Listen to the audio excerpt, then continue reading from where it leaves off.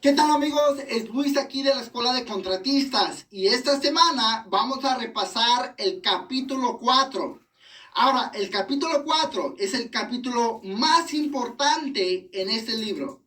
El capítulo 4 tiene las más preguntas en el estado.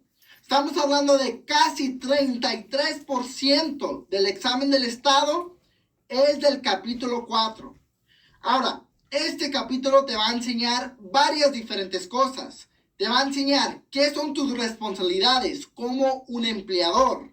Te va a enseñar información de la aseguranza de Workers' Comp.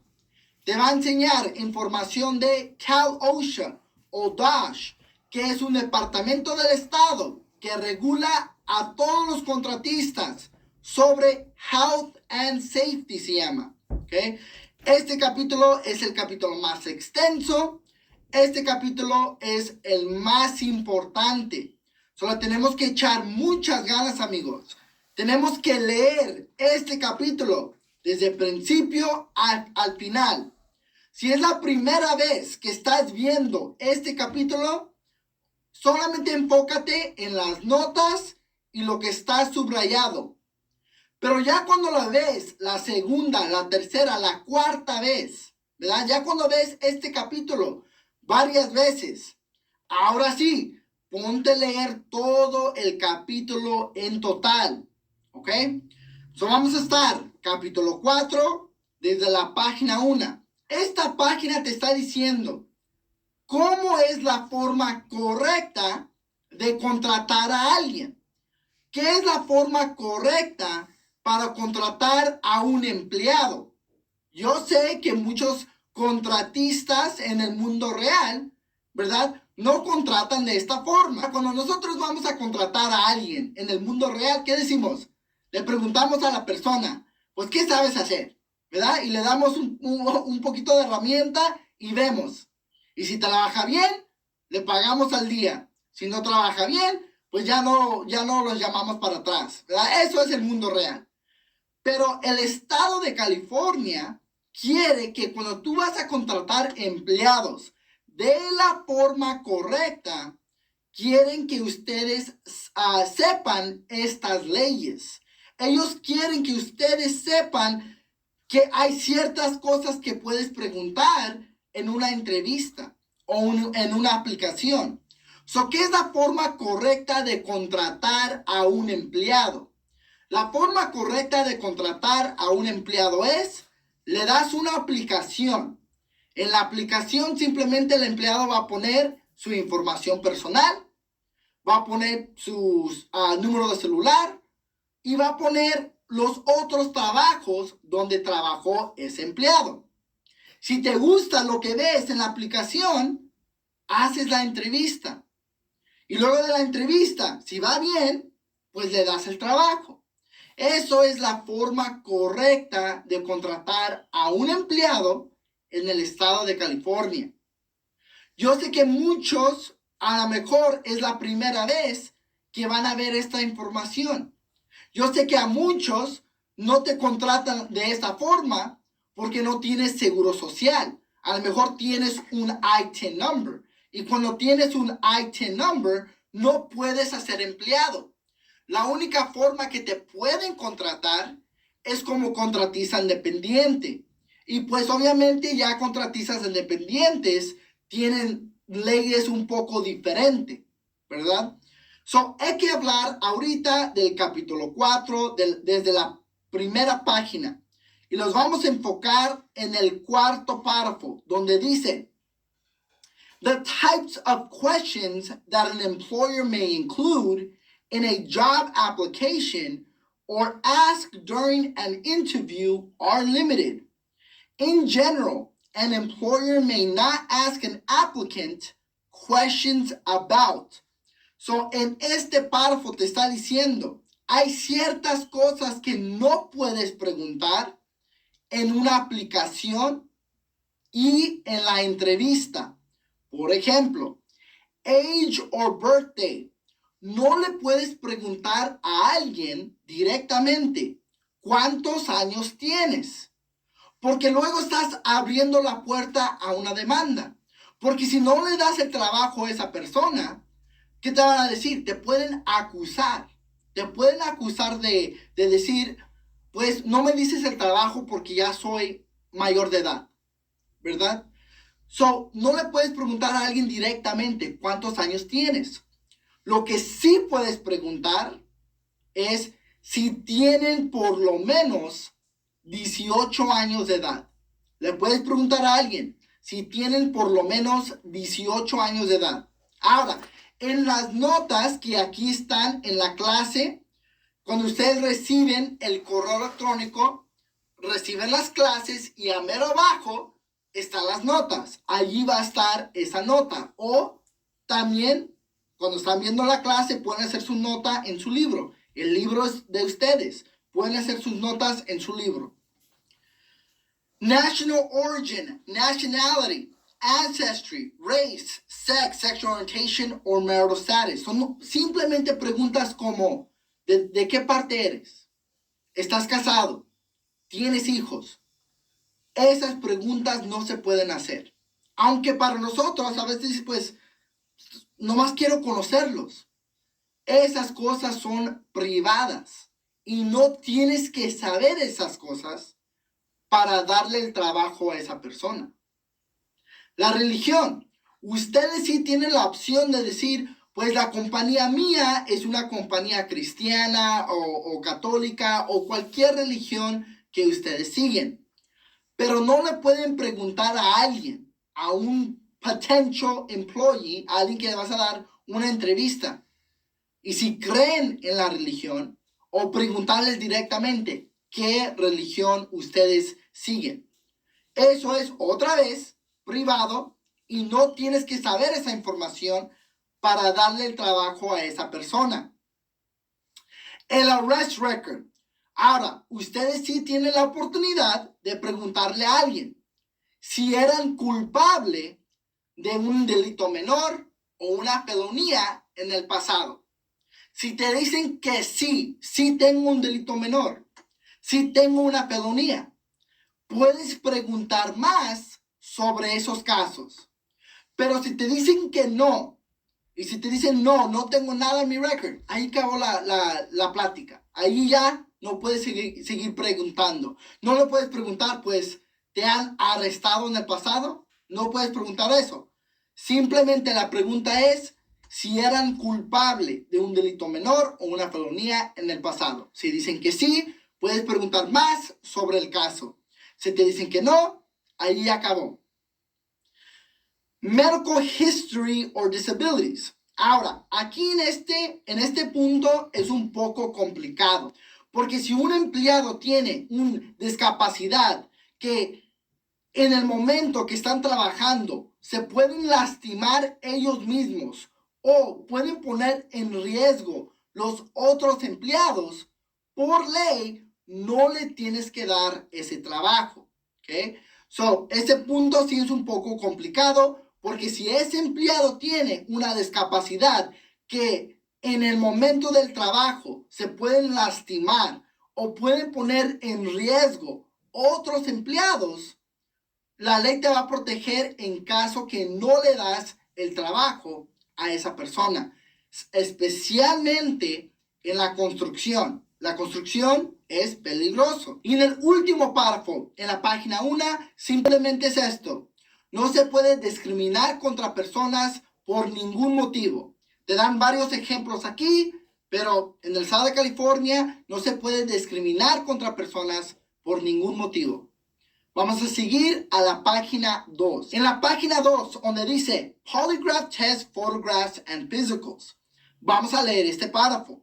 Private employers may not require a job applicant or an employee to take a polygraph lie detector test as a condition of employment or continued employment. Federal, state, city, and county agencies are exempt from this law. So todos ustedes van a ser empleadores privados, que significa no son compañías del gobierno. Ustedes van a ser empleadores privados, ¿ok? Como ustedes son empleadores privados, nunca tienen la opción de preguntar o exigirle a un empleado que tiene que tomar un detector de mentiras. Aunque ustedes crean que ese empleado está robando herramienta, robando dinero, etcétera, robando clientes, nunca le puedes preguntar o exigir a ese empleado que tiene que tomar un detector de mentiras. Solamente compañías del gobierno tienen ese poder. ¿Quién es el gobierno? Federal State City. Federal State City. Segundo párrafo. Dice, some employers require photographs of employees, usually for identification purposes. The employer must pay the cost of any photographs. Para hacerlo más fácil para ustedes, en el segundo y el tercer párrafo, si el empleado lo ocupa para hacer el trabajo, el empleador lo tiene que pagar. Recuerda, cuando decimos empleado, es una persona que está en payroll. Es una persona que le vas a dar una W2 al final del año. Si tú tienes un empleado y ese empleado ocupa cosas para hacer el trabajo, no importa si es cualquier pedazo de herramienta, safety equipment, cascos, los lentes, hard hat, reflectores. Si el empleado lo ocupa para hacer el trabajo, el empleador lo tiene que pagar. Esto incluye IDs. Y si ocupa un ID para estar en un proyecto, el empleador lo tiene que pagar. Lo mismo con cualquier physical examination.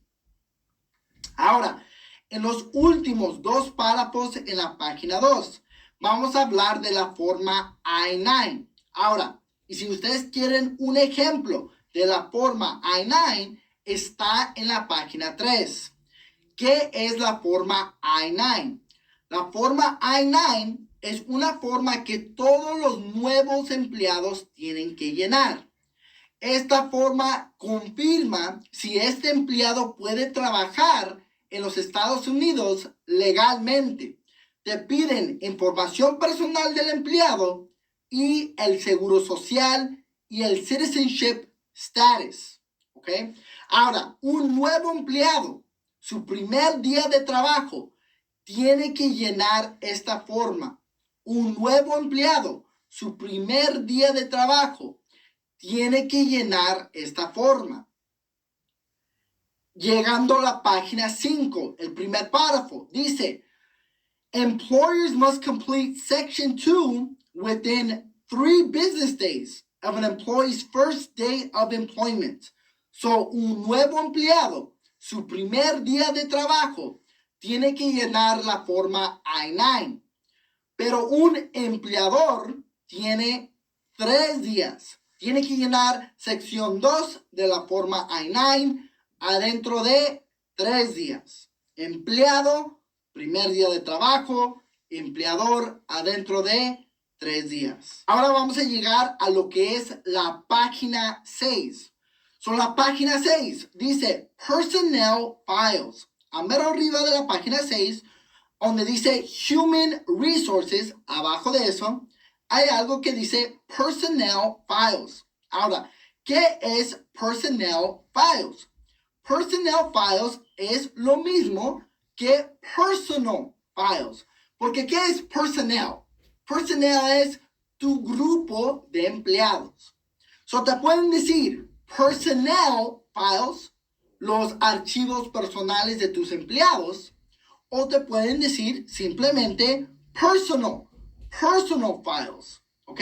Si te dicen personal, que es personal, o te dicen personnel, que es grupo, ¿verdad? Grupo de los empleados, están hablando de la misma cosa. Están hablando de los archivos personales de tus empleados, ¿ok?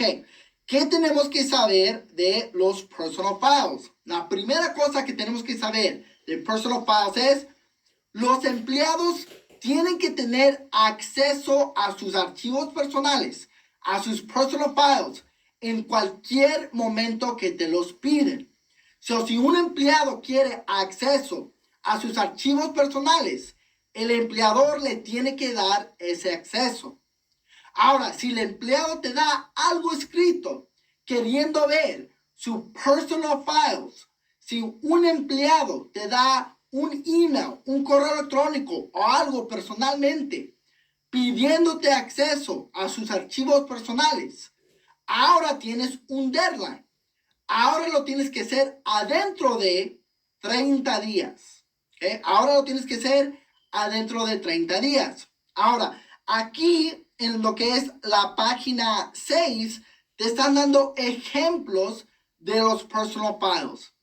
Muchos personal files, muchos archivos personales tienen información personal de cada empleado. La dirección, dónde viven, seguro social o el ITIN, ¿verdad? Toda esa información es personal. Y como va a haber información personales de los empleados, tienes que tener esos archivos en tu oficina. Y tienes que asegurar que tu oficina tiene seguro. Tienes que tener esos archivos personales en una oficina y tienes que asegurar que tu oficina tiene un seguro. ¿Okay? Ahora vamos a llegar a la página 7. Capítulo 4, la página 7, donde dice Employee Handbooks. ¿Qué es el Employee Handbook? El Employee Handbook es el manual de tu compañía. El primer punto dice Company Policies, que significa todas las reglas de tu compañía. También tiene que ver ciertas leyes del Estado, ¿verdad? No te puedes aprovechar de tus empleados, pero aquí quieres agregar cualquier información que nuevos empleados deben de saber de tu compañía, lo deben de encontrar aquí en el Employee Handbook, que es otra vez el manual de tu compañía.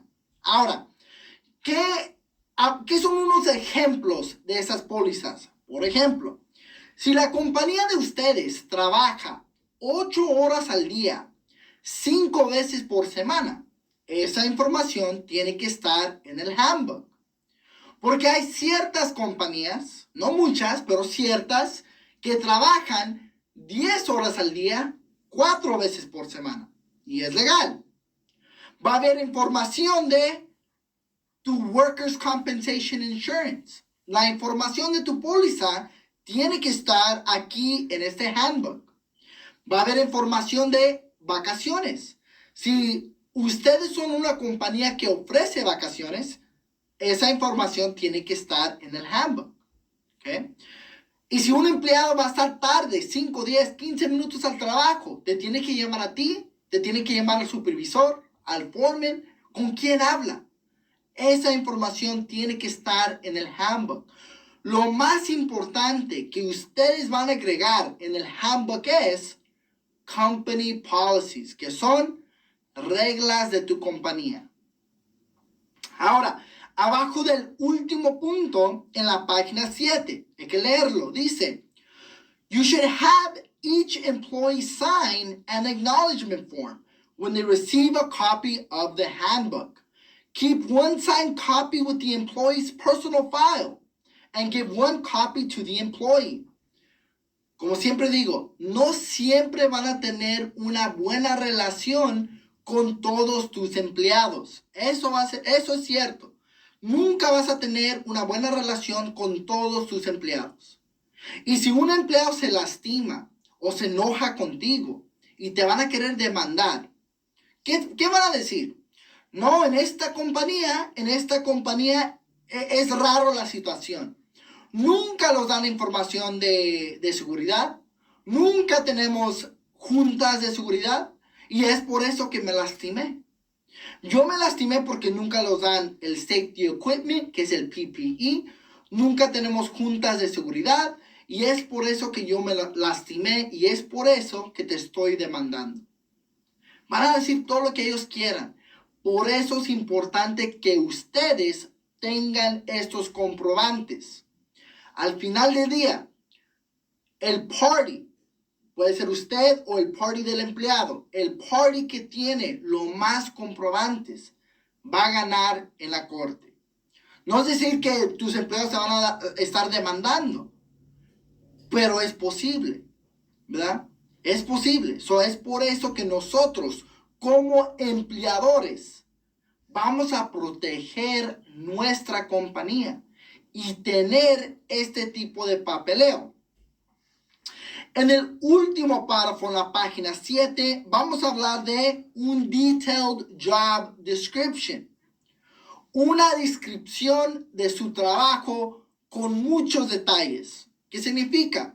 Cuando tú vas a contratar a una persona, le tienes que dar una descripción de su trabajo con muchos detalles. Porque el empleado tiene que saber qué están esperando de ese empleado, ¿verdad? ¿Qué son sus responsabilidades del empleado en el trabajo? Porque si el empleado está cumpliendo con sus responsabilidades, llega a tiempo, hace su trabajo bien, limpia después de hacer su trabajo, tiene su protección de seguridad, su safety equipment, tiene talento para su trabajo, si está cumpliendo con sus responsabilidades, ya con tiempo, estamos hablando de ¿qué? Más responsabilidad para ese empleado, más dinero para ese empleado, a lo mejor una mejor posición en el futuro para ese empleado. Pero si el empleado no está cumpliendo con sus responsabilidades, ¿de qué estamos hablando? Un aviso, ya una noticia, ¿verdad? Ya algo escrito diciendo que tiene que cumplir con sus responsabilidades, porque si no, le vamos a despedir del trabajo. Para que tus empleados tengan éxito en su posición del trabajo, cuando los contratan, tienen que tener una descripción de su trabajo con muchos detalles. ¿Ok? Llegando a la página 8, el primer párrafo donde dice, employers must provide information on the nature, illegality, and legal remedies that apply to sexual harassment. They may develop their own publications that meet government standards or use approved brochures and posters. El empleador sí tiene una responsabilidad de ayudar a prevenir el sexual harassment en el trabajo. ¿Cómo va a hacer eso? Va a dar folletos y va a poner posters en el lugar del trabajo. Nomás recuerden, amigos, que sexual harassment no nomás es cuando tocas a una persona.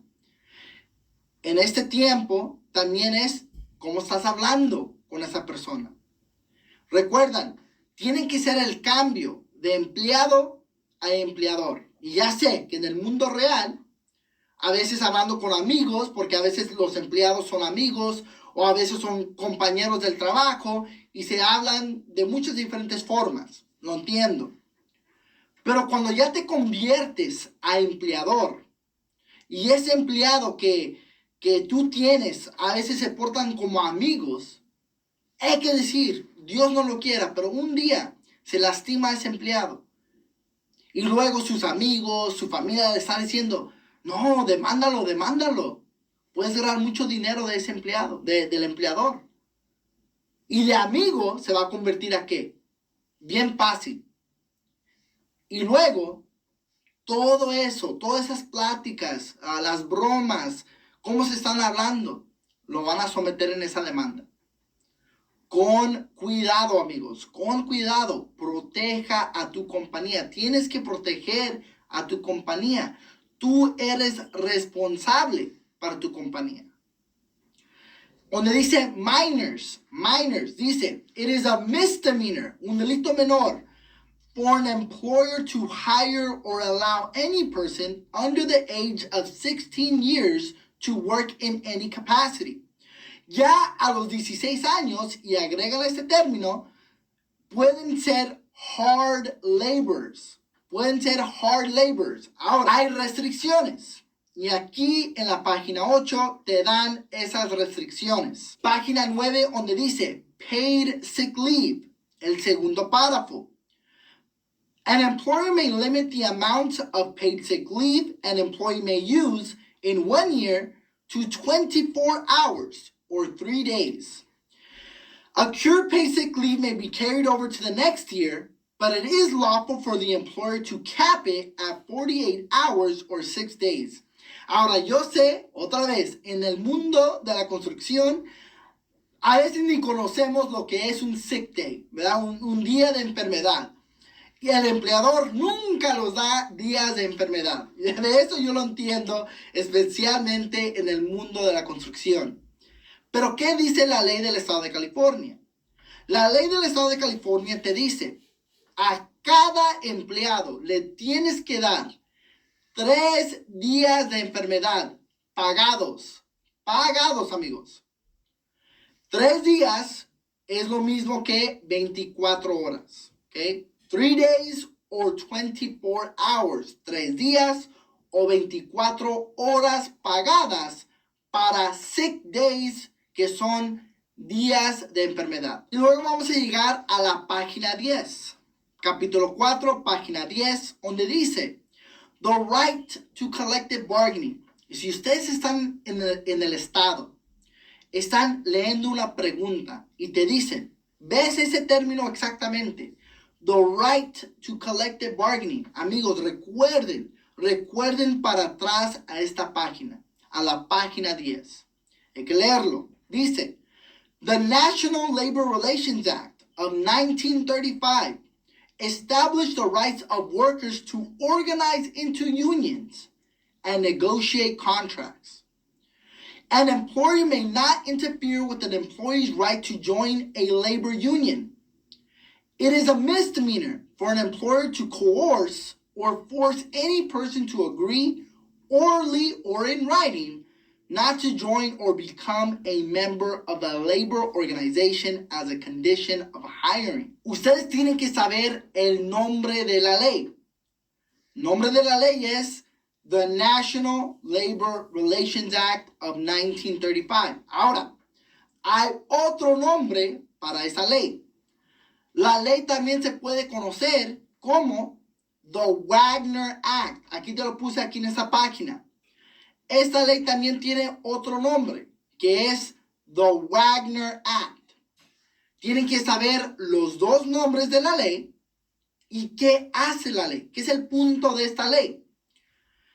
La ley está ahí para proteger a los empleados que se quieren meter con un union. ¿Okay? ¿Qué es el punto del union? El union es para negociar con el empleador. ¿Qué están negociando con el empleador? Están negociando mejor pago, mejor salario, mejor condiciones de trabajar o mejores beneficios. Si tú tienes 2, 3, 4, 10, 20 empleados y esos empleados se quieren hablar con un union, se quieren juntar con un union, un representante del union va a hablar con ustedes y van a tratar de negociar un contrato y van a negociar salarios, condiciones de trabajar y beneficios. Ahora, usted como un empleador no le puedes decir a un empleado que no puede juntarse con un union. No le puedes decir a un empleado o a ningún empleado. Ahora, es un delito menor si tú le estás amenazando a ese empleado. Y si tú le dices al empleado, no te puedes meter con el union o te voy a despedir del trabajo. Si tú le dices eso a ese empleado, eres culpable de un delito menor. Aquí te agregué una oración. Dice, si el empleador despide a ese empleado, le tiene que dar su trabajo para atrás, número 1, y le tiene que pagar back wages. ¿Qué significa back wages? Significa por todo el tiempo que ese empleado estaba sin trabajo, le tienes que pagar por todo ese tiempo. Si el empleado perdió 1 mes, 2 meses, 3 meses de trabajo y el empleado te demanda y gana, le vas a pagar 3 meses de su salario. ¿Okay? Nomás recuerdan, los empleados están protegidos por la ley, the Wagner Act. All right. llegando a la página 11, donde dice Time Records. Employee time cards should be completed daily. Ahora estamos hablando de time cards. ¿Qué son time cards? Las tarjetas de tiempo. Y cuando están hablando de los time cards, en esto estaban hablando más de los tarjetas de tiempo de antes, ¿verdad? Estaban en la pared, tenías que sacar la tarjeta de tiempo y luego punch the clock, así se llamaba, ¿verdad? Hay una máquina, lo metes y te da como un stamp, ¿verdad? Un sello. Eso es una tarjeta de tiempo. Ahora, las tarjetas de tiempo, los time cards, se tienen que llenar daily. Esa palabra daily, ¿qué significa? Significa todos los días. Son los time cards, las tarjetas de tiempo, se tienen que completar o llenar todos los días, que significa daily. Ahora, 3 cosas bien importantes en esos time cards. El nombre del empleado, días y horas que trabajó y una descripción del trabajo que hizo. 3 cosas bien importantes que tienen que estar en esa tarjeta de tiempo. Nombre del empleado, días y horas que trabajó y una descripción del trabajo que hizo. Esas son las 3 cosas más importantes que tiene que estar en las tarjetas de tiempo. Ahora, nunca debe de haber información personal en la tarjeta de tiempo. Nunca debe de ver cuánto dinero gana o el salario del empleado, la dirección del empleado, seguro social o la ITIN del empleado. Esa información es personal. Solamente esas 3 cosas que yo te expliqué. Nombre del empleado, días y horas que trabajó y una descripción del trabajo que hizo ese empleado. En el segundo párrafo, la segunda oración, donde dice, payroll records must be kept for at least 3 years. Son las tarjetas de tiempo, los tienes que tener por lo menos 3 años. Nomás recuerdan esto. Siempre es por todo el tiempo que el empleado está contigo, más 3 años después. Cada vez que te dicen por cuánto tiempo tienes que tener records, siempre va a ser por todo el tiempo que el empleado está contigo, más, en este caso de payroll records, 3 años después. Eso es una ley del estado. Todo el tiempo que el empleado está contigo, más 3 años después. Llegando a la página 12, capítulo 4, página 12, donde dice wages. Ahora, ¿qué es wages? Wages es el salario que tú le vas a pagar a tus empleados. So te dice la primera oración. Wages must be paid twice a month on days designated in advance by the employer as regular paydays, either every 2 weeks or twice a month. También te agregué 2 más en las notas. Puede decir bi-weekly o cada otra semana. ¿Ok? So, si ustedes reciben una pregunta, ¿cada cuándo le tienes que pagar a tus empleados? When should you pay your employees? Busca la respuesta que dice cada otra semana o cada 2 semanas. Eso es más del 90% de las compañías en el estado de California. Los empleados se pagan cada 2 semanas. Pero allí te dieron como 4 diferentes formas de decir la misma cosa. Every 2 weeks es cada 2 semanas. 2 veces por mes, cada 2 semanas. Bi-weekly, cada 2 semanas, ¿verdad? O como dije, cada otra semana. Una semana sí, una semana no. Una semana sí, una semana no. Es cada 2 semanas la respuesta. Segundo párrafo. Employees who are terminated must be paid immediately. If an employee quits without notice, wages must be paid within 72 hours. si tú vas a despedir a un empleado, la palabra es terminated. En el segundo párrafo, la primera oración, la palabra es terminated. ¿Qué significa terminated? Despedir, ¿verdad? Y si tú vas a despedir a un empleado, tienes que tener su último cheque listo. Tienes que tener el cheque en un envelope ya listo para dárselo al empleado. ¿Okay? Si tú vas a terminate, o otra palabra es que fired. Fired es otra palabra que significa terminated. Si tú vas a despedir a un empleado, tienes que darle su último cheque en ese momento. Ahora, si un empleado va a renunciar su posición, llega el lunes, sin aviso te dice, el lunes, hoy es mi último día, no te dio ningún aviso. Le vas a pagar en 3 días o tienes hasta 3 días para pagarle. Pero si un empleado te da aviso, te dice el lunes, por ejemplo, patrón, el viernes es mi último día aquí. Te llega el lunes te dice, viernes es mi último día. Como te dio más de 3 días de aviso, tienes que tener su último cheque listo el viernes.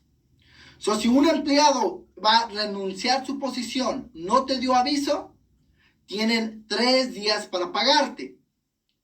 Si un empleado va a renunciar su posición y te da más de 3 días de aviso, le vas a dar su cheque, su pago, su salario, el último día. El tercer párrafo dice, the employer may deduct for lost time if an employee is late for work. The deduction may not exceed the wages that would have been earned had the employee arrived on time.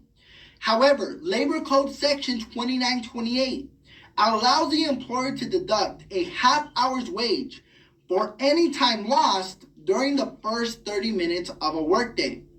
For example, if the employee earning $24 an hour arrived 10 minutes late for work, the employer may deduct $12 a half hour's wage. Esto es una ley, amigos. La ley es Labor Code Section 2928. Y te dice, si un empleado está tarde en los primeros 30 minutos del día, está tarde 2 minutos, está tarde 10 minutos, 20 minutos, tú le puedes quitar media hora de su cheque.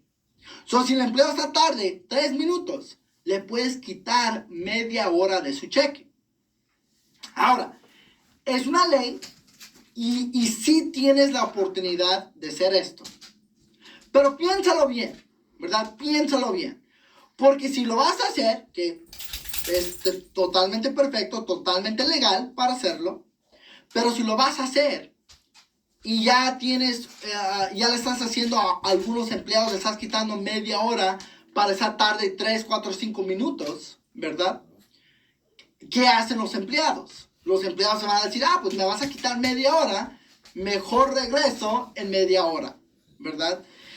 Ahí está un problema con esta ley, pero al final del día es una ley. Próximo párrafo, el cuarto párrafo dice, a wage deduction statement is a document that lists the deductions from an employee's wages. An employer must provide an employee with a wage deduction statement each time wages are paid or semi-monthly. The statement may be a detachable part of the paycheck or a separate itemized form if wages are paid in cash. Amigos, si ustedes reciben una pregunta de práctica aquí o en el estado, ¿es legal pagar en cash? ¿Cash es qué? Efectivo, ¿verdad? ¿Es legal pagar en efectivo? ¿Es legal pagar en cash? Sí. Sí es legal pagar en cash. Sí es legal pagar en efectivo. Pero si van a pagar en efectivo, si van a pagar en cash, todavía le tienes que dar al empleado el wage deduction statement. Y si van a pagar en efectivo o en cash, todavía le tienes que dar un wage deduction statement. ¿Qué es un wage deduction statement? Es parecido al talón de cheque. Enseña cuánto dinero ganó el empleado y cuánto dinero le quitaste en los impuestos de payroll, los payroll taxes. Los últimos 3 párrafos en la página 12. Vamos a hablar de trabajos públicos. Vamos a leer estos 3 párrafos, los vamos a explicar y también vamos a hablar de las notas. Agregué más notas aquí. Más recuerden, amigos, van a recibir varias preguntas de trabajos públicos. Okay? So, hay que poner mucha atención. Any contractor who bids on public works projects must first register with the Department of Industrial Relations. Cualquier contratista que va a someter estimados, bids, para contratos públicos, primero se tiene que registrar con el Department of Industrial Relations. Ustedes tienen que saber todo el nombre en total y la abreviación. ¿Qué es la abreviación? DIR. La abreviación es DIR. Additionally, the direct contractor and subcontractors may not pay less than the specified prevailing wage rates, including overtime. Si ustedes reciben una pregunta de práctica aquí o en el estado, ¿cuánto le tienes que pagar a tus empleados en trabajos públicos? No es lo que dice el empleador, no es lo que dice el empleado. Mínimo tienes que pagar los prevailing wages. Así se llama el salario. El Department of Industrial Relations, el director de ese departamento, ellos escogen cuánto le vas a pagar a tus empleados en ese proyecto. So, cada proyecto es diferente, amigos. Cada proyecto público es diferente. Pero cuando tú vas a someter un estimado para ese contrato público, primero te van a dar toda la información del proyecto. Y allí te van a especificar. En este proyecto le tienes que pagar a tus empleados 25 a la hora, por ejemplo. So, tú cuando vas a hacer tus cálculos, ok, voy a someter tal precio, ya calculaste cuánto le tenías que pagar a tus empleados. So, el director del DIR, el director del Department of Industrial Relations, ellos escogen cuánto le vas a pagar a tus empleados en contratos públicos. ¿Cómo se llama el salario que ellos escogen? El salario que ellos escogen es prevailing wages. So, en contratos públicos, lo mínimo que puedes pagar a los empleados es prevailing wages. Puedes pagar más, pero no puedes pagar menos. These rates are determined by the director of the Department of Industrial Relations according to the type of work and location of the project. Como dije, los prevailing wages cambian de cada proyecto a cada ciudad. The prevailing wage rates are usually based on rates specified in collective bargaining agreements. Ordinarily, the public agency lists the prevailing wage rates in its invitation for bids. So, como dije, cuando ustedes van a someter un estimado para un contrato público, primero te van a dar toda la información del proyecto, qué quieren, que ustedes cuando reciben esa información van a hacer sus cálculos. Me va a tardar 2 semanas con 4 empleados. Esos 4 empleados van a trabajar 8 horas al día. 8 horas al día times cuánto es el prevailing wage rate por hora y van a poder hacer sus cálculos. Van a poder obtener el precio final para ese departamento público. Okay? The public agency is required to post a copy of their rates at the job site so that the workers can compare their wages with the prevailing rate. En el proyecto donde ustedes van a hacer el trabajo, va a haber un póster. Okay, va a haber un póster y en ese póster le va a decir a los empleados lo mínimo que te puede pagar el empleador. Okay? A contractor or subcontractor who pays less than the rates posted may be fined up to $200 per day for each worker paid less than the prevailing wage, as well as required to pay back wages to affected employees. Okay. El contratista que no paga los prevailing wage, el estado, la ciudad, el DIR, le puede dar una multa de $200 por cada día, por cada trabajador que no le estabas pagando los prevailing wages. 200 por cada día, por cada trabajador que no le estabas pagando los prevailing wages. Aparte de la multa, también tienes que pagar la diferencia en cada cheque de cada empleado. Public works projects of $1,000 or less are exempt from the prevailing wage requirement.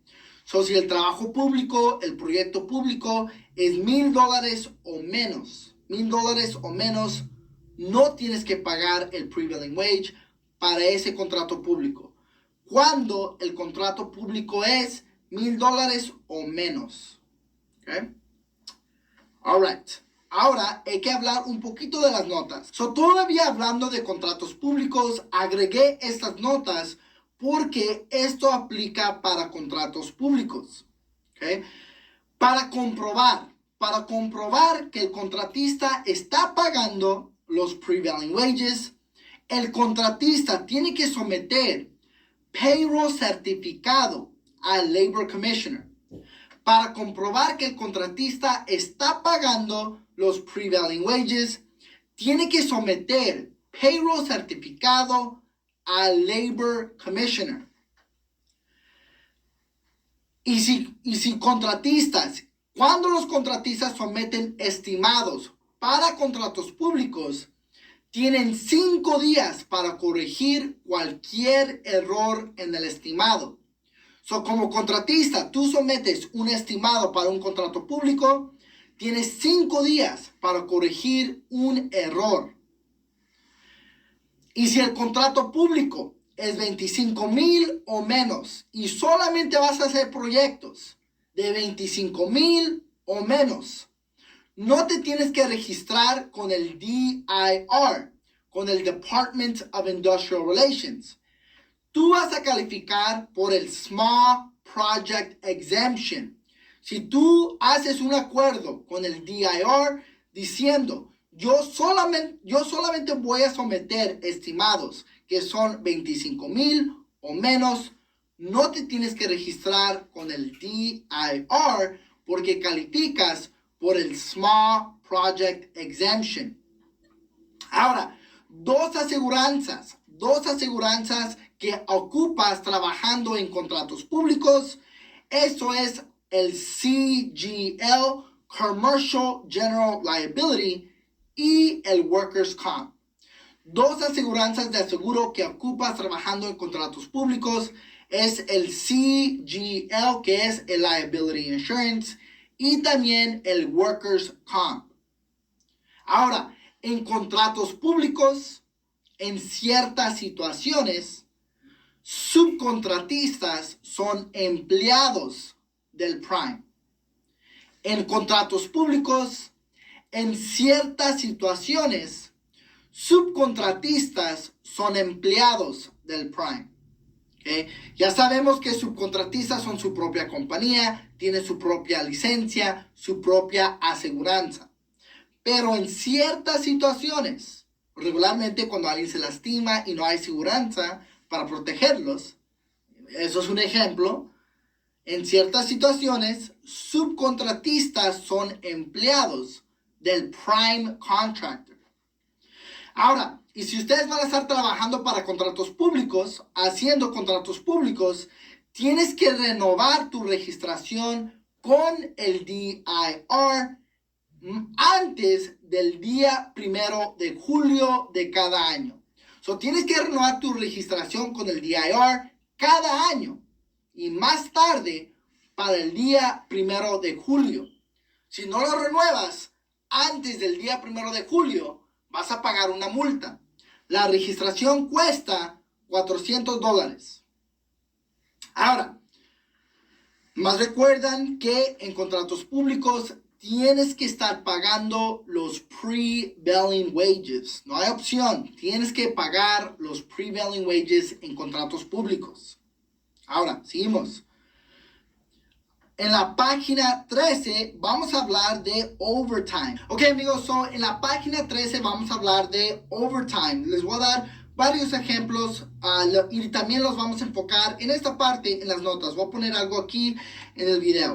Pero básicamente, ¿qué es el schedule, el horario regular en el estado de California? Ya lo mencioné como en el principio de la clase, pero el estado de California dice que 8 horas al día, 5 veces por semana, es el horario regular aquí en el estado de California. Ahora, obvio, hay ciertas compañías que tienen diferentes horarios, ¿verdad? Trabajan 10 horas al día, 4 veces por semana, e incluso ciertas compañías como hospitales y también policía, que son del gobierno, ellos trabajan a veces 12 horas al día, a veces 12 horas y media al día, 3 veces por semana. Y es todo legal, eso es legal. Pero sí lo tienen que agregar esa información en el manual, en el Employee Handbook. Pero cuando vamos a hablar de overtime, y especialmente en el examen del estado, están hablando de 8 horas al día, 5 veces por semana. Aquí en el estado de California, ¿cuándo puedes ganar overtime? ¿O cuándo te tienen que pagar el overtime? En el estado de California, si tú tienes el horario 8 horas al día, 5 veces por semana, te tienen que pagar overtime por cualquier tiempo que trabajas más de 8 horas al día. No importa si no completas los 40 horas a la semana. Por ejemplo, trabajaste lunes, martes y miércoles. 10 horas cada día. Lunes, martes, miércoles. ¿Verdad? 10 horas cada día. ¿Qué significa? Completaste 30 horas al final de la semana. Te tienen que pagar 2 horas de overtime el lunes, 2 horas de overtime el martes y 2 horas de overtime el miércoles. 2 horas al día overtime, porque trabajaste más de 8 horas en ese día, aunque no completaste los 40 horas al final de la semana. En el estado de California, tú vas a ganar overtime cuando trabajas más de 8 horas al día y cuando excedes los 40 horas a la semana. Agregué 2 charts aquí en las notas para que tú puedas ver cuándo te tienen que pagar overtime. Ahora, y si trabajas más de 8 horas, pero menos de 12 horas, te tienen que pagar tiempo y medio, 1.5. Si trabajas más de 12 horas en un día, cualquier tiempo que trabajaste más de 12 horas, te tienen que pagar double time. ¿Ok? Ahora, eso es lo que es la información de overtime. Aquí en el examen de práctica, sí te voy a dar una pregunta de práctica de overtime, cómo puedes calcular el overtime, pero vamos a seguir con este capítulo. Llegando a la página 17, donde dice Employment Taxes, hay que leer el primer párrafo. Dice, an employer must comply with both federal and state employment tax laws. Federal tax laws are administered by the Internal Revenue Service, IRS. Amigos, hablando de tax laws, federal tax laws. Si el tax es federal, se lo va a reportar al IRS, el Internal Revenue Service. Si el tax es federal, se va a reportar al IRS, el Internal Revenue Service.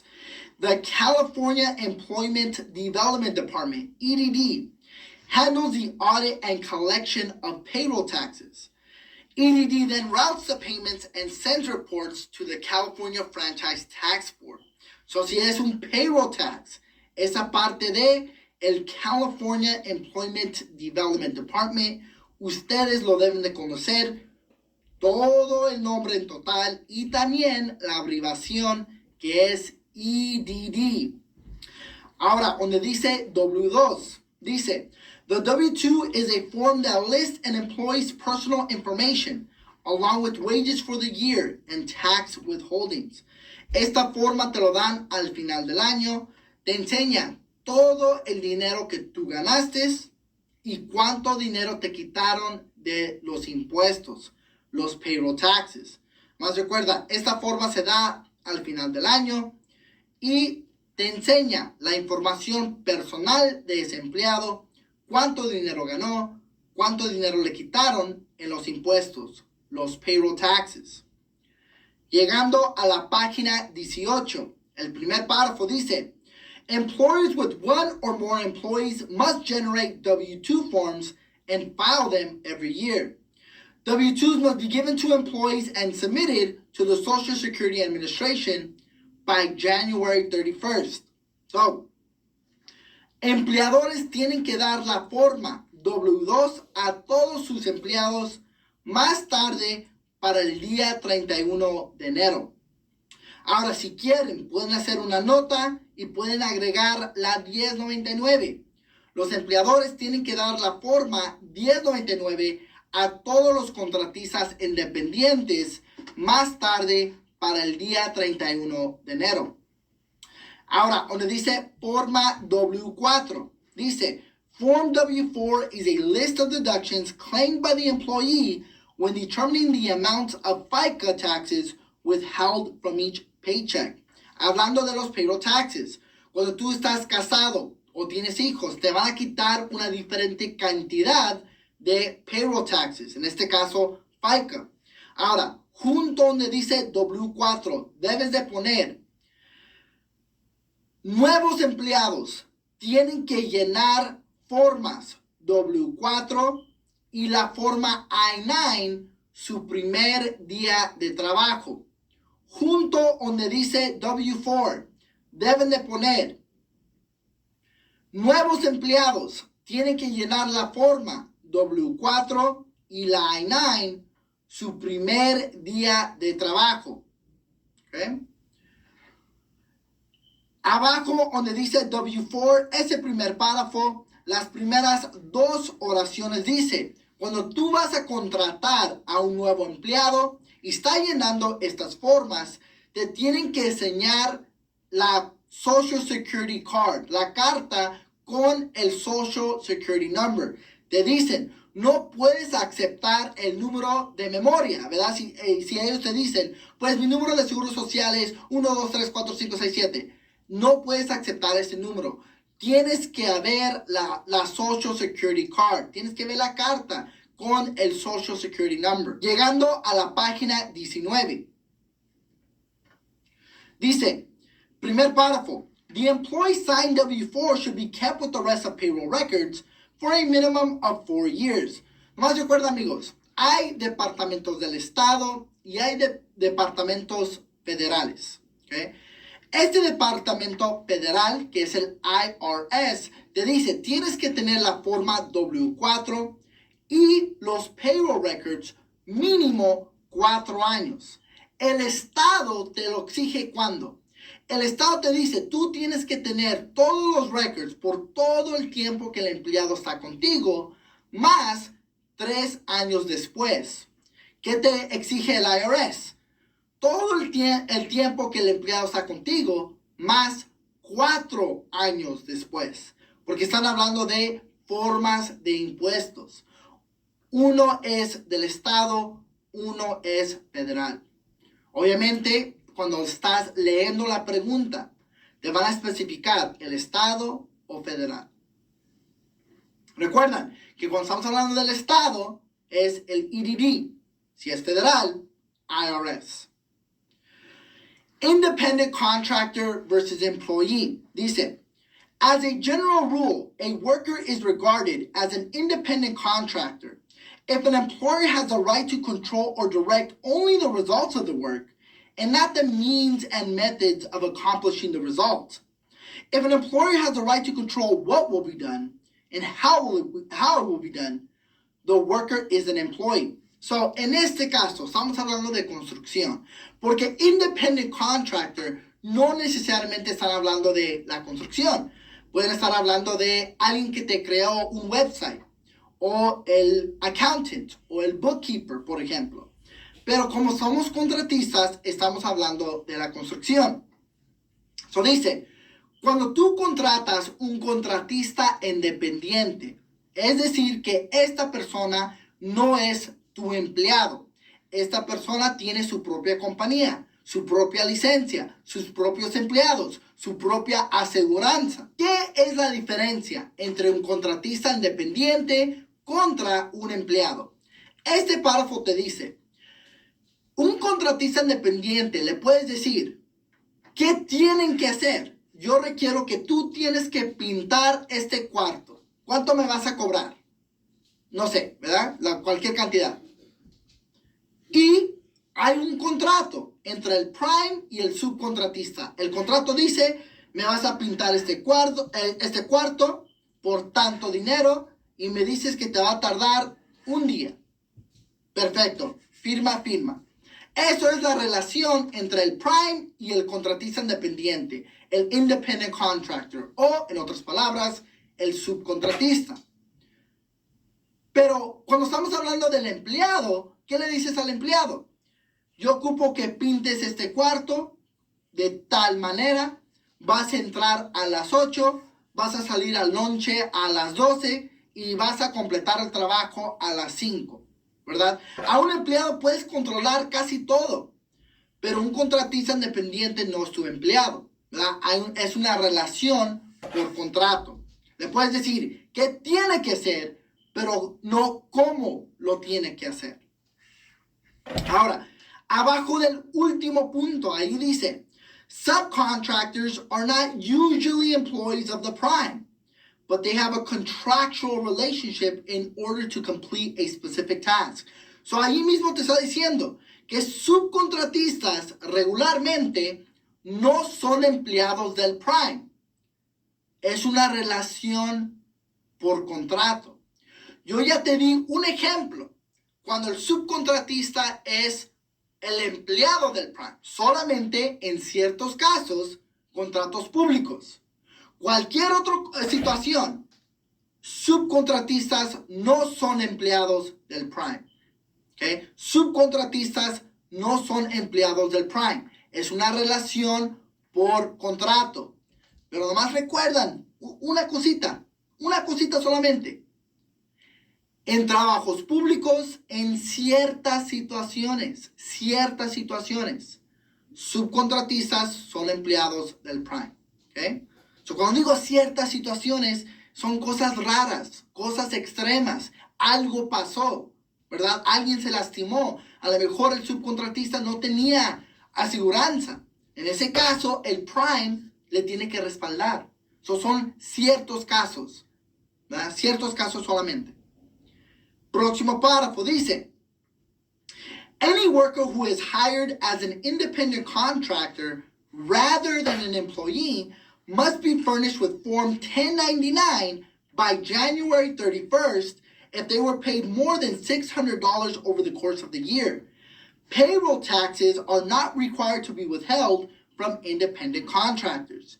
You are not required to issue a 1099 to most corporations. Exceptions include payments of at least $600 to corporations that provide legal/attorney services.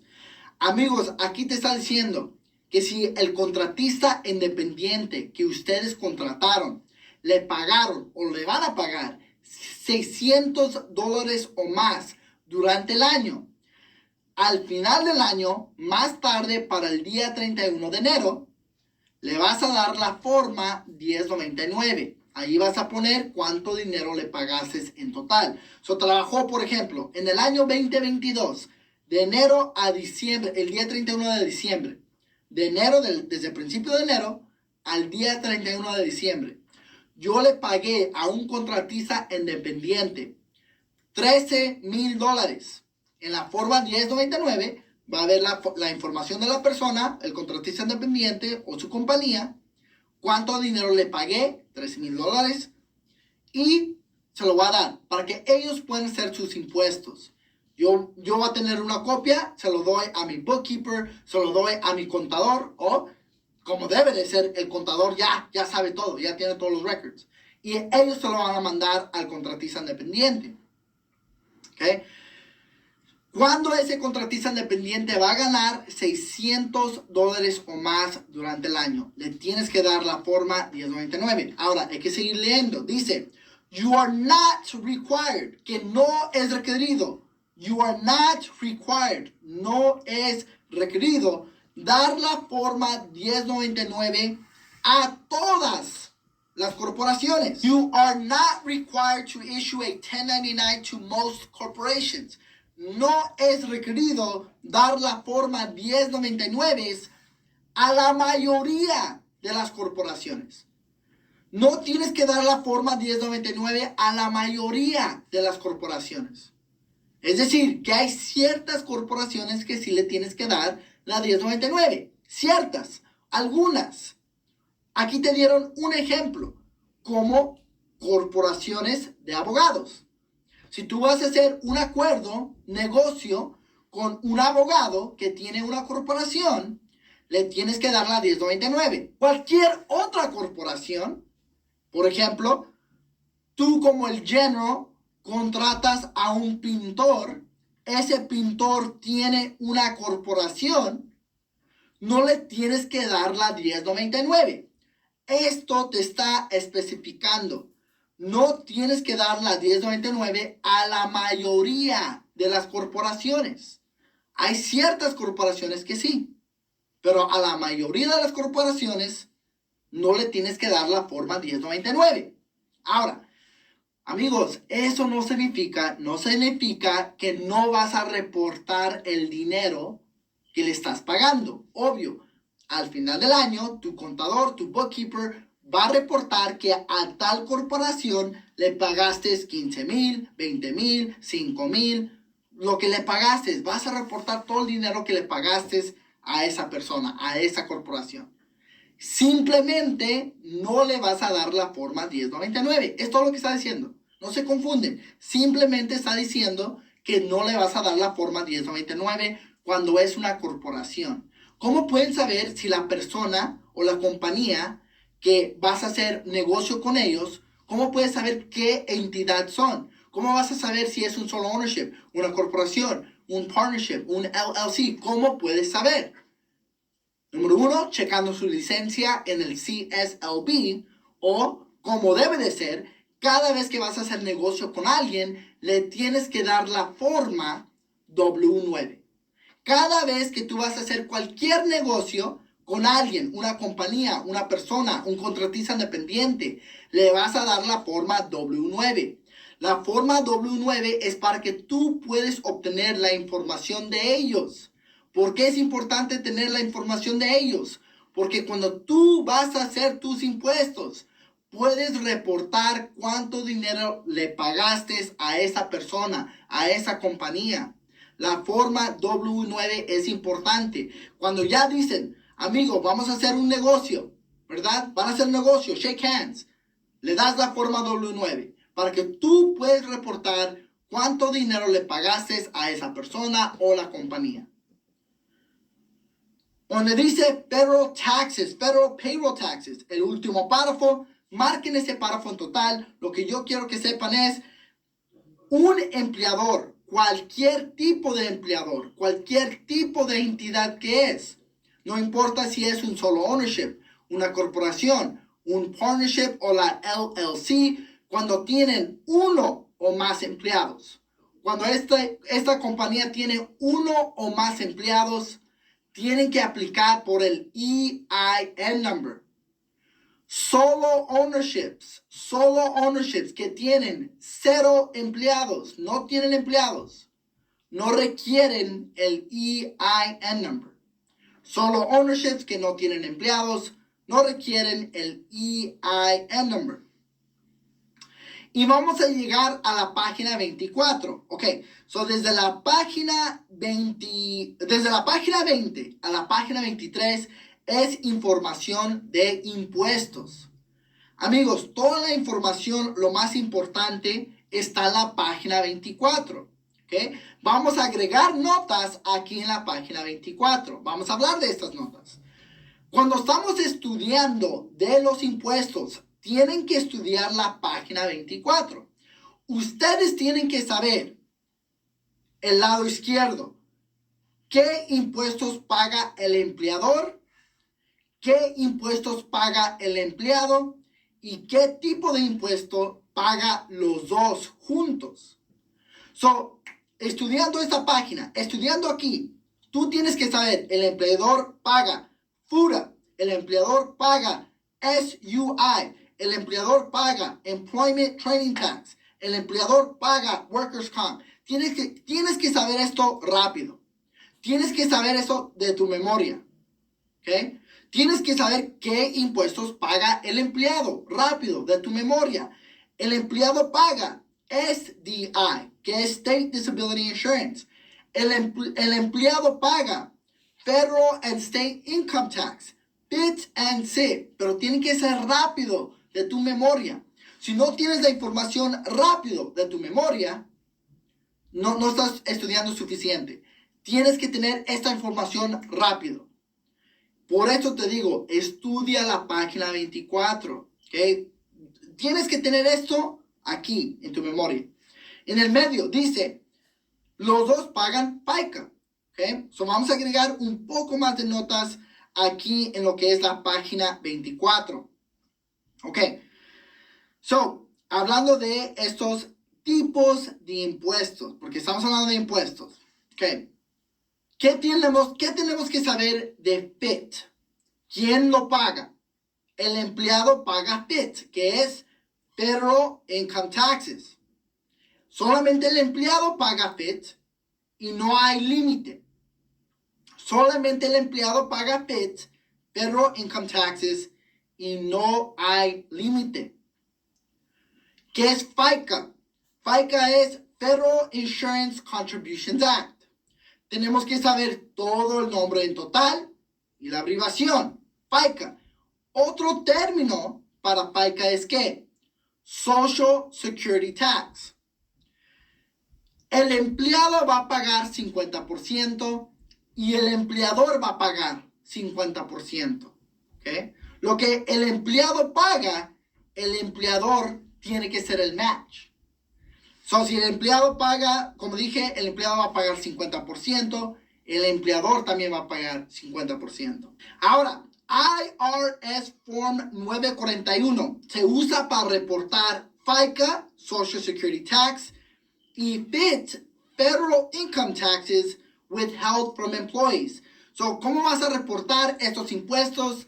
Tienes que llenar la forma IRS Form 941. Ahora, FUTA. ¿Quién paga FUTA? El empleador paga FUTA. ¿Qué es FUTA? Federal Unemployment Tax Act. FUTA se va a pagar para los primeros $7,000 de el salario de cada empleado. ¿Okay? Es un porcentaje mínimo. FUTA se va a pagar para los primeros $7,000 de ganancia o de salario de cada empleado. Después de 7,000, el empleador para de pagar hasta el próximo año. ¿Okay? Eso es cada empleado. Okay. Seguimos todavía con los impuestos. Ustedes tienen que saber qué es el SEIN. El SEIN es el State Employer Identification Number. Este número es del estado. Te lo da el EDD y se usa para reportar o depositar los payroll taxes. ¿Qué es el EIN? El EIN es el Employer Identification Number. Se usa para depositar los company taxes. Se usa para depositar los impuestos de la compañía. Este número te lo da el IRS y otro término para el EIN es el FEIN. La misma cosa. EIN, FEIN es la misma cosa. Ahora, sales tax lo vamos a hablar en el próximo capítulo, el capítulo 5, pero como estamos hablando de los impuestos, lo agregué aquí. El sales tax también se conoce como el use tax y se va a depositar con el State Board of Equalization. Los depósitos dependen en un estimado. El estimado es cuánto dinero vas a ganar ese año. ¿Okay? Sales tax, use tax se va a depositar con el State Board of Equalization y el depósito que tú vas a hacer es a base de un estimado del dinero que vas a ganar ese año. Aparte del sales tax, aparte de use tax, y si tienen una pregunta, reciben una pregunta, ¿cada cuándo tienes que depositar los impuestos? ¿O cuándo es recomendable depositar los impuestos? La respuesta es quarterly, que es cada 3 meses. La respuesta es quarterly, que es cada 3 meses. Quarterly es 3 meses. Ok, amigos, de aquí vamos a llegar a lo que es la página 26 y vamos a hablar de Workers' Compensation. Ahora, aquí en la página 26 te explica, segundo párrafo. Primero, ¿qué es el Workers' Comp? Workers' Comp es una aseguranza que puede utilizar un empleado cuando se enferma o se lastima y está relacionado al trabajo. O sea, si se enfermaron y estaba relacionado al trabajo, pueden utilizar este beneficio, una aseguranza que se llama el Workers' Compensation. Dice, segundo párrafo, la última oración. Todos los empleadores que tienen uno o más empleados tienen que tener esta póliza. Amigos, eso significa que si tienes un empleado, ocupas la póliza. Si tienes uno o más, un empleado, 5 empleados, 10 empleados, ocupas la aseguranza. En el cuarto párrafo dice, si tú tienes una póliza de Workers' Comp y un empleado se lastima o se enferma y está relacionado al trabajo y tú hiciste todos los pasos correctos, el empleado no te puede demandar. Ahora, cuando yo digo tienes que hacer todos los pasos correctos, ¿qué significa eso? Significa que diste el Personal Protective Equipment, diste un casco, el hard hat, tú diste los lentes, protección para el empleado, tú diste los reflectores, o sea, hiciste todo lo que tú tenías que hacer para proteger a ese empleado. Por ejemplo, tú hiciste todo, dices el safety equipment, las juntas de seguridad y todavía se lastimó ese empleado, tienes la póliza, el empleado no te puede demandar. ¿Okay? Último párrafo en la página 26 te dice Special Note for Roofers. Si tú vas a aplicar para la licencia de roofing, que es la C39, aunque no tengas empleados, tienes 0 empleados, tienes que tener esta póliza. Tienes que tener esta póliza.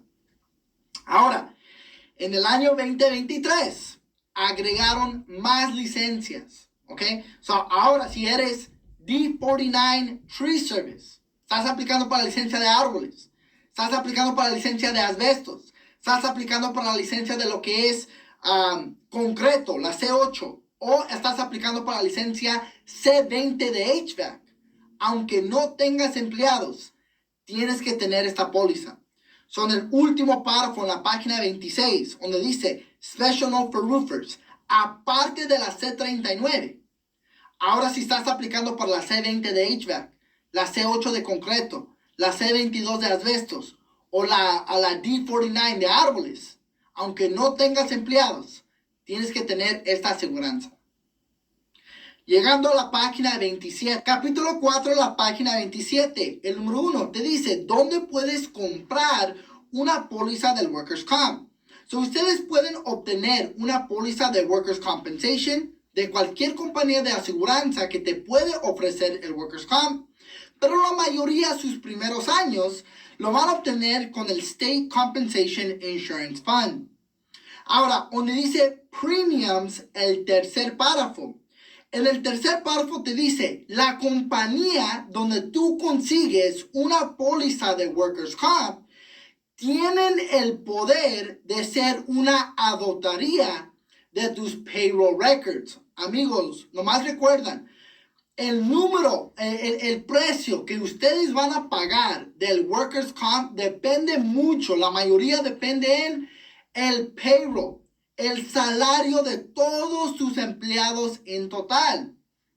Cuando ustedes van a conseguir una póliza, las primeras preguntas que te van a hacer es, dame un estimado de tu payroll al final del año. So, por ejemplo, si tienes 2 empleados que van a ganar individualmente 50,000 cada uno, es decir que tu payroll al final es $100,000 y te van a dar un precio sobre los 100,000.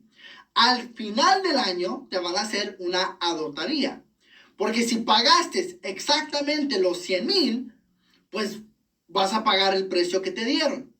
Si pagaste más de los 100,000, pues obviamente te van a cambiar el precio, te van a cobrar un poco más.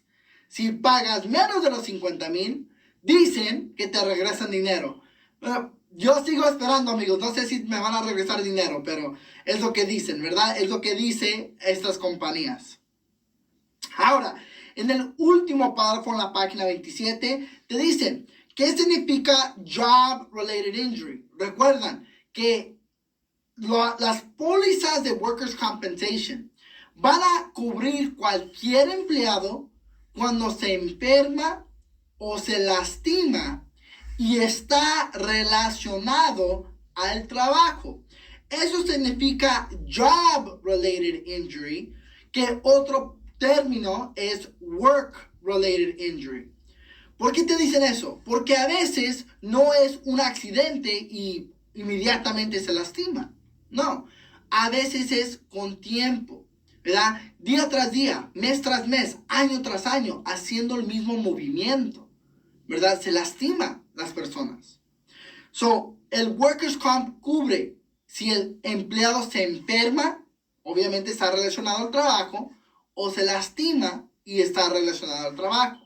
El Workers' Comp va a cubrir a ese empleado. Llegando a la página 28, ¿ok? El primer párrafo en la página 28 dice, el Workers' Compensation va a cubrir todos sus empleados, no importa si es part-time o full-time. Y dice, cualquier socio en una corporación, no tienes que pagar Workers' Comp para los socios. Obviamente hay una diferencia entre socio y empleado. Socios tienen parte ownership de tu compañía, ¿verdad? Y si ustedes están trabajando con alguien, un hermano, hermana, familia, padre, hijo, no importa, y ustedes son socios, o sea, tienen la meta de crecer la compañía, si se agregan como socios en una corporación, no tienen que pagar el Workers' Comp para ustedes mismos, ¿verdad?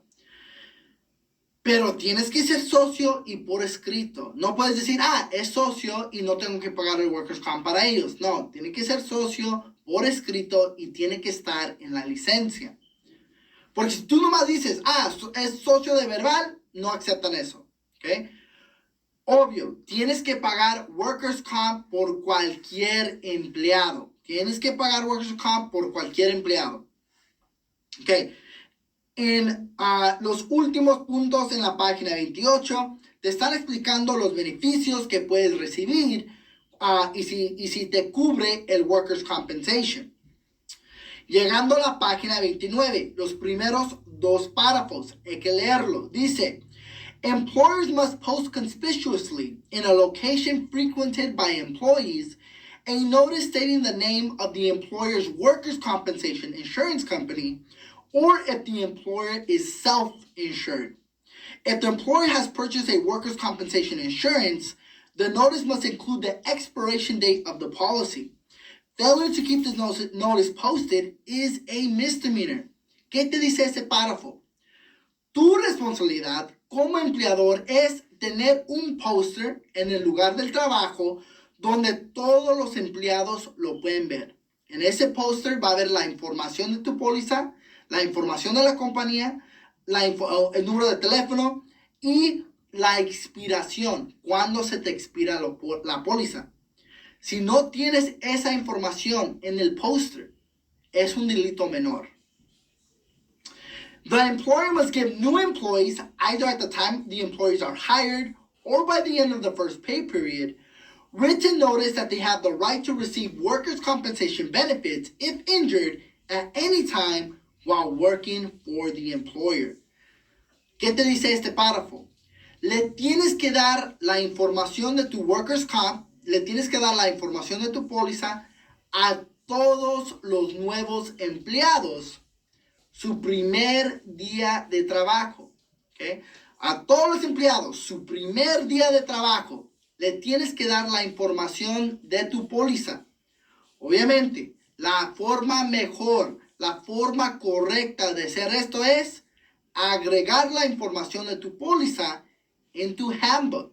Agregar la información de tu póliza en el manual de tu compañía. Donde dice penalties en la página 29, el primer párrafo dice: si tú eres culpable de tener empleados y no tener una póliza de workers' comp, te pueden dar un minimum fine. O sea, la multa comienza a $10,000 y te pueden meter en la cárcel hasta un año. Te pueden dar una multa de 10,000 o más, porque la multa comienza, mínimo 10,000 y un año en la cárcel. La segunda vez, la multa comienza mínimo 50,000 y otro año en la cárcel, por tener empleados y por no tener una póliza de workers' comp. Segundo párrafo te dice, el Registrar of Contractors. Recuerden, amigos, el Registrar of Contractors es otro término por el CSLB. El Registrar of Contractors también te pueden suspender o revocar tu licencia. Próximo párrafo. El director del DIR, Department of Industrial Relations, y también el CSLB, el Registrar of Contractors, te pueden dar un stop order. ¿Qué es el stop order? No puedes seguir trabajando, no puedes contratar a nuevos empleados y no puedes seguir trabajando en tus proyectos hasta que consigues una póliza de workers' comp. Si no cumples con el stop order, es un delito menor, te pueden meter en la cárcel hasta 2 meses, 60 días y una multa hasta 10,000. Último párrafo dice, el empleador es 100% responsable para pagar el workers' comp. No te puede quitar el workers' comp del cheque o del salario de los empleados. Seguimos, amigos, la página 30. El primer párrafo dice, el contratista cuando consigue una póliza del workers' comp, cuando compra una póliza de workers' comp, tiene 90 días para reportar la información de la póliza al CSLB o el Registrar of Contractors. Segundo párrafo, próximo párrafo, dice, Labor Code Section 5400 requires that an injured worker must give the employer written notice of the injury within 30 days of its occurrence. Si un empleado se lastima y nadie lo vio, el empleado tiene 30 días para darle algo escrito al empleador, detallando cómo se lastimó. La única razón que no tiene que hacer ese paso el empleado es si alguien en poder vio el accidente, supervisor, foreman o la persona con la licencia. Próximo párrafo dice, el empleador tiene un día de trabajo para darle la información al empleado. ¿Cuál información? La información de la póliza y los beneficios que puede recibir porque se lastimó. Y si el empleado te da algo escrito, empleador, me lastimé de tal forma usando tal máquina en tal proyecto, Tú tienes un día de trabajo para darle la información de tu póliza y los beneficios que puedes recibir. Un día de trabajo solamente. Próximo párrafo dice, cada empleador tiene que llenar la forma 5020 adentro de 5 días cuando un empleado se lastima o se enferma y va a perder tiempo en el trabajo. Llenas la forma 5020 y se lo vas a enviar a tu compañía de Workers' Comp. Último párrafo en la página 30 dice, cuando tú como contratista vas a la ciudad para sacar permisos, te van a dar la forma 31, que se llama el Workers' Compensation Declaration. Tú estás diciendo, no tengo empleados, no ocupo la póliza y vas a firmar. O vas a poner, sí tengo empleados, aquí está la información de mi póliza y vas a firmar. ¿Por qué es importante eso? Porque si tú vas a la ciudad, sacas permisos y dices, no tengo empleados, en una semana llega la ciudad y ven 2, 3, 4 empleados contigo, pues obviamente va a haber un problema, ¿verdad? Tú estás declarando, sí tengo empleados, la información de mi póliza. No tengo empleados, no lo ocupo, vas a firmar. Ya tienen el comprobante que tú echaste mentiras si no sacas una póliza de Workers' Comp. Llegando a la página 33, capítulo 4, la página 33, donde dice Safety and Employment. Lo que ustedes tienen que saber, amigos, en 1970, federal, los Estados Unidos dijo que tenemos que tener un departamento federal que pasa leyes o regulaciones de seguridad y salud para proteger a los empleados, para que los empleadores no se están aprovechando de los empleados. Van a poner requisitos mínimos de seguridad y salud para proteger a los empleados. 3 años después, 1973, California dijo, estas regulaciones no están estrictas. Aquí en California vamos a adoptar estas regulaciones y aquí pues lo vamos a hacer un poco más estricto. Número 1, esto es el Occupational Safety and Health Standards Board. El board se encarga de adoptar regulaciones, modificar y agregar a las regulaciones de FedOSHA. Número 2 es DOSH. DOSH son los inspectores. DOSH aseguran que ustedes, los contratistas, están siguiendo las regulaciones que pasa el número 1. Número 3 es el Appeals Board. Si ustedes reciben una multa de DOSH, tienen 15 días de trabajo para apelar esa multa. 15 working days. Número 4 es el Consultation Service. El Consultation Service es un servicio gratis. Si te sale una oportunidad para un trabajo grande y estás preocupado, no sabes qué pasos tienes que seguir para regulaciones de seguridad y salud, puedes llamar al Consultation Service. Te mandan un inspector gratis. El inspector dice, requieres esto, requieres esto, requieres esto. Te dan un reporte escrito y te dan 30 días para cumplir con este reporte.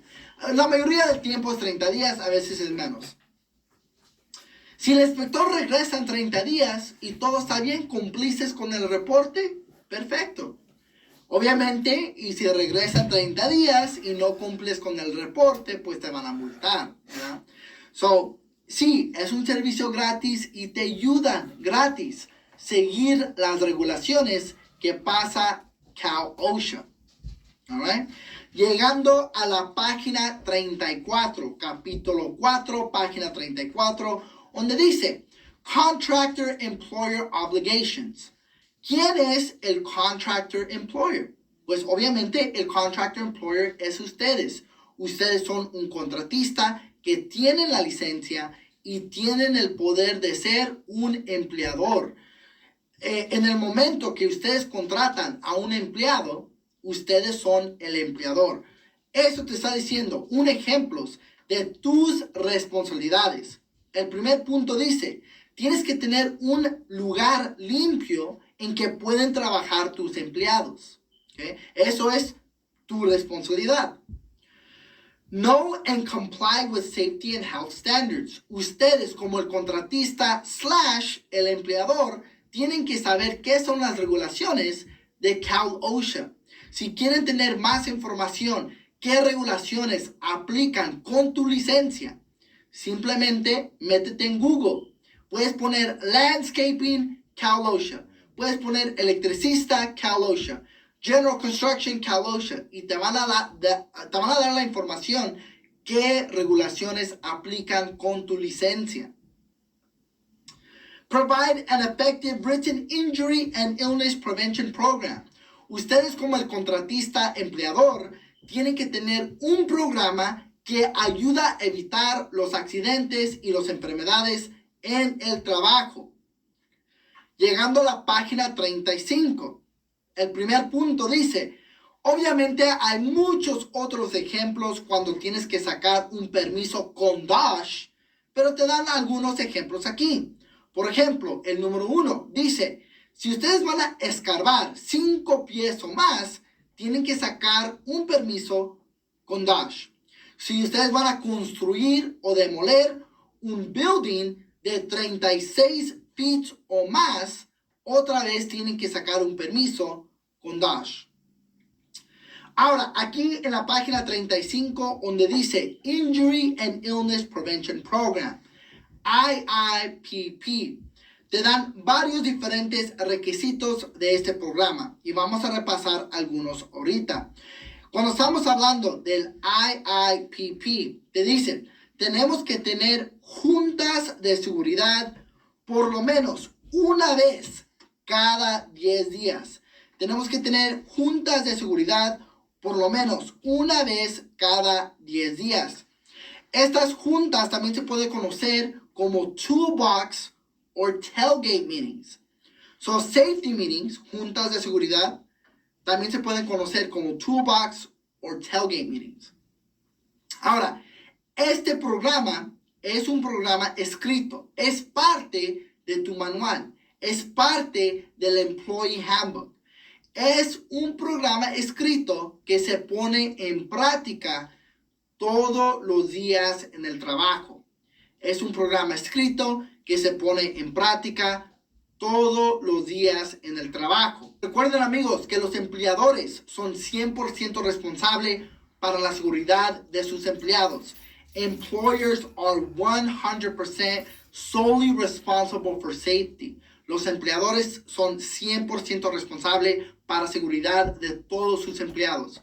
No importa si te dan una situación, no importa si dicen, un empleado estaba borracho y se lastimó otro empleado, un empleado estaba jugando y se lastimó o se lastimó otro empleado. Amigos, los empleadores son 100% responsables para la seguridad de sus empleados. Los empleadores son 100% responsables para la seguridad de todos los empleados. Ahora, hay un code. Este code es el Code of Safe Practice. El Code of Safe Practice todavía es parte del IIPP. Este code enseña a los empleados cómo usar los químicos o los hazardous substances en situaciones normales y situaciones de emergencia. Más recuerda que también empleadores tienen que tener una persona que tiene su certificado de primeros auxilios en cada proyecto. Empleadores están encargados de tener una persona que tiene su certificado de primeros auxilios en cada proyecto. The job site must also have at least one first aid kit in a weatherproof container. Cada proyecto tiene que tener un botequín de primeros auxilios que es resistente al agua. Todos los proyectos tienen que tener un botequín de primeros auxilios que es resistente al agua. Los materiales que están en ese botequín, un doctor especializado tiene que escoger esos materiales. Ahora, la forma más rápida de hacer eso es vas a Sam's Club, y ya tienen esos botiquines listos y tienen una estampilla, un sello que dice que está aprobado por el California Code of Regulations. ¿Qué es lo más importante aquí en este párrafo? Ustedes, los empleadores, tienen que saber que tienen que tener un empleado en cada proyecto que tiene su certificado de primeros auxilios. Cada proyecto tiene que tener un botiquín de primeros auxilios que es resistente al agua.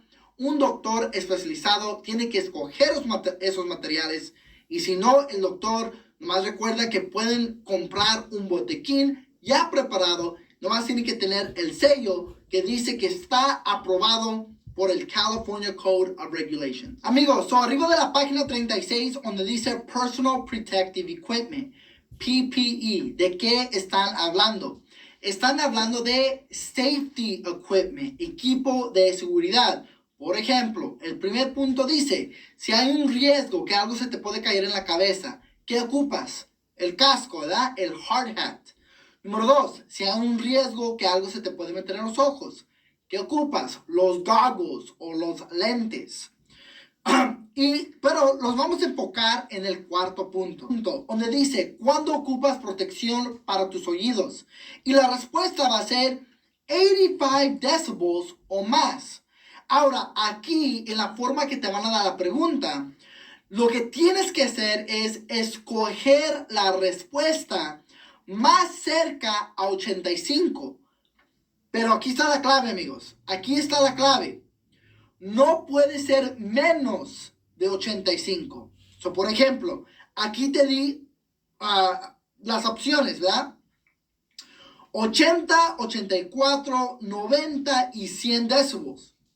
Aquí, en este ejemplo, la respuesta correcta es la C. Esta es la respuesta más cerca a 85, pero no es menos de 85. Y ya el último punto en la página 36 dice, y si vas a trabajar de noche y afuera, ocupas los reflectores, the reflectors. Capítulo 4, la página 37, donde dice Reporting Accidents. Dice, an employer must report a serious injury, serious illness, or work-related death immediately by telephone or by email to the nearest office of Division of Occupational Safety and Health, DOSH. So, an injury or illness is serious if it requires hospitalization for more than 24 hours, or if there's a loss of a body part or serious permanent disfigurement, like a large-scale burn.